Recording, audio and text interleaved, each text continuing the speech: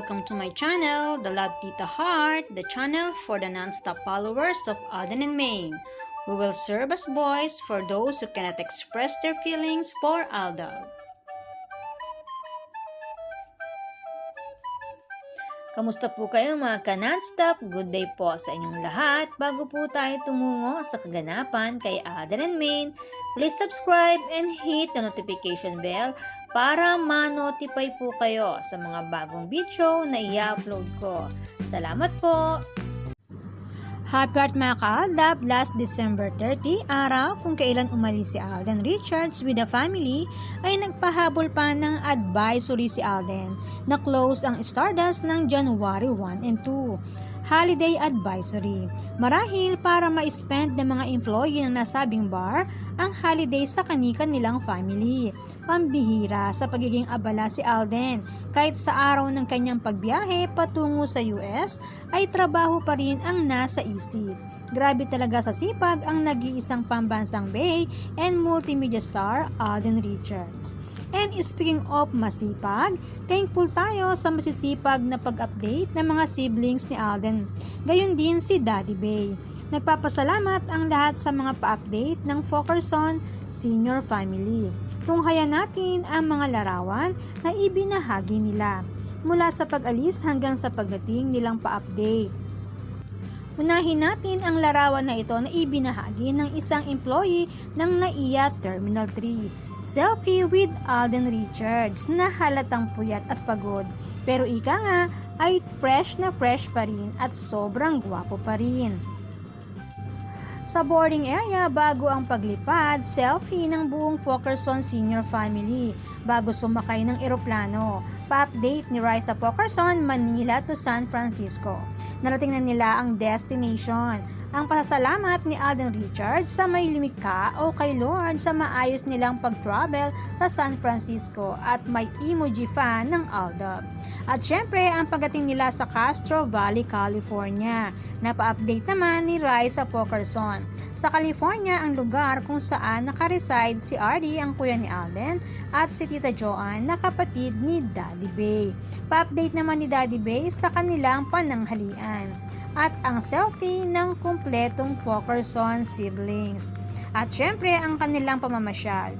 Tinawag pang boy ligpit si Tisoy ng kanyang daddy. Marahil mahilig talagang magligpit si Alden at ayaw ng makalat. Ang selfie ng buong Fokerson Senior Family at ibinahagi rin ni Tita April ang busy kitchen ng pamilya na maaaring ito ang kanilang medianoche. Halatang may kakulitan ang Fokerson Senior Family, kita sa kanilang mga kuha. Alam na dis kung bakit makukulit din ang Fokerson Junior Cutie Kids. Bukod sa makukulit din ang mag-asawang Alden and Maine, makukulit din ang mga tita and tito. Ika nga, mana-mana lang. Kung mahilig sa twinning ang mag-asawang Richard Jr. and Nico Menday Fokerson, mahilig din sa twinning ang Fokerson sisters. See, twinning ang outfit, pati ang kanilang mga suot na jacket ay pare-pareho din. Inspired by Nico Maine and Richard Jr. Alam naman natin mula pa lang sa kalye sere, mahilig na sila Alden and Maine sa terno. Mula sa damit, sa relo, sa sapatos at sa iba't iba pang bagay. Kaya naman ang maghipag, Raisa and Maine ay twinning din sa ibang larawan na sila mismo ang nagbabahagi. At ang mag-asawa na para ipaalam sa buong mundo mula noon na nabuo sila bilang isa ay nagpapakita rin ng couple's ring, a signet ring na sumisimbolo sa isang relasyon. Ang pagsusuot ng ganitong singsing ay para ipaalam sa buong madla na ang puso mo ay pag-aari na ng isang tao na tapat at buong pusong minamahal at para na rin maprotektahan at maalagaan ang isang relasyon. Tinatawag itong symbol of love and the promise of marriage. Sa modernong konsepto ng pagiging mag-asawa, nagkaroon ng ganitong mga paraan to protect and nurture ang isang relasyon. bahagi na sila Richard Jr. and Nico Menday ng modernong konsepto ng pagiging magkarelasyon. Kaya naman sa una pa lang nilang pag-iibigan hanggang sa ikinasal, marami silang pag-amin sa kanilang mga posts sa social media na halos ipinabura dahil naka-public. Pinabura ito or marahil naka-private na dahil babaguhin 360 degree ng mga sarswelista ang katotohanan. Pero dahil still mahal ni Alden Richards ang fandom ng Aldab Nation and True-Blooded Aldab Nation, ipinapakita pa rin ni Alden ang tanda bilang ang totoong si Nico Menday Pokerson ang asawa niya. Noon, ngayon at magpakailanman. Tanging ang totoong Aldab Nation and True-Blooded Aldab Nation lang ang nakakabatid ng katotohanan sa pagitan nila Alden and Maine. Kaya binaguma ng mga sarswelista ang totoo, kakampi ang ilang pahayagan at tabloid na hanggang sa ngayon ay pinipilit nilang paniwalain o ilagay sa isip ng madla ng Armain ay totoo. Deadma lang ang fandom ng Aldab Nation and True-Blooded Aldab Nation dahil ika nga matagal ng Panalo Nation ang fandom dahil ang totoong si Ganda o si Mengay ay matagal ng asawa ni Tisoy hanggang sa ngayon. Ika nga, kung pinili man ng iba na maniwala kay User and Clony, okay lang dahil kanya-kanya naman ng paniniwala ang tao. Basta ang fandom ng Aldab Nation and True-Blooded Aldab Nation ay masaya dahil ang totoong si Nico Maine ay matagal ng asawa ni Richard Jr. Kaya nga hanggang ngayon, lumalaban si Alden para ipaalam sa fandom na sila pa rin ni Maine.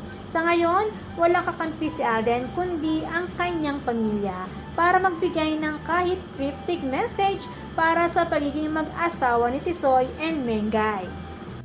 Kung naghahanap man ang mga basher ng bagong larawan ni Ganda kasama si Tisoy, huwag pong mainip, darating din po yan. Si Alden, marespetong tao yan, pero matatandaan na inamin niya on national television kamakailan lang na na-in-love talaga siya kay Maine dahil alam niya na wala naman siyang sinasagasaan. Inamin niya with matching pagbabalik ng kinang sa mga mata. Dahil asawa niya si Nico Maine, so sinong re-respetuhin? Pinaalalahanan lang siya ni Tito Boy kasi baka malimutan niya na may sarswelang naganap at nagaganap hanggang ngayon. Kaya parang biglang nagbago ang aura ni Alden noon. Samantala, bago ko po makalimutan, happy birthday kay Alden Richards. Happy 32nd birthday sa guwapong mister ni Nico Maine. Ibinahagi niya sa kanyang social media account ang mga larawan na ito. Nagpapakita ng isang matured and serious man. Kaya naman, abangan natin kung ano man ang nalain nila ang plano ni Alden para sa lahat ng kanyang mga fans. Balikan natin ang bakasyon nila sa US. Mapapansin sa shots na ito na pagdating pa lang nila doon ay pinasyalan kaagad nila ang lugar na ito. Isang dagat na napakalakas ng alon at nag-selfie doon, kumpleto ang siblings, background, ang maalong dagat. Kung ano man ang mensahe nito, fandom lang ang nakakaalam. Samantala, ito pala ang dahilan kung bakit nagpa-black screening ang ilan sa ating ka-True-Blooded Aldab Nation. Ang makita ang eksena ni Damon Matthews sa movie ng Family of Two. Kaya nga lamang pinuto lang sinasabing eksena ito sa pelikula. Napakaguwapong bata, kamukha ni Baby Sep ang panganay na anak ng Aldab. Pagmasdan niyo po mga ka-Aldab, mula sa noo, mata, ilong at bibig, parang iisa lang po. Kaya naman, good vibes lang po tayo magka-non-stop. Salamat po sa lahat ng nag-comments at sa lahat po ng buong pusong nagmamahal at sumusuporta kay Alden and Maine. Salamat po sa lahat ng subscribers. Shout out po sa inyong lahat. Thanks and God bless everyone! Salamat po sa lahat ng nag-comment. Shout out po sa inyong lahat. Sorry po, hindi ko na po kayo iisa-isahin. Sobrang dami po ninyo. Patunay lamang po ito na talagang lumalakas lalo at sumisigla ang buong fandom sa ganitong pagkakataon. Salamat po sa inyong lahat. Aldab lang ang malakas. Hangad ko po ang magandang kalusugan para po sa inyong lahat. Salamat po Aldab Nation and True-Blooded Aldab Nation. Thanks, stay safe, and God bless everyone!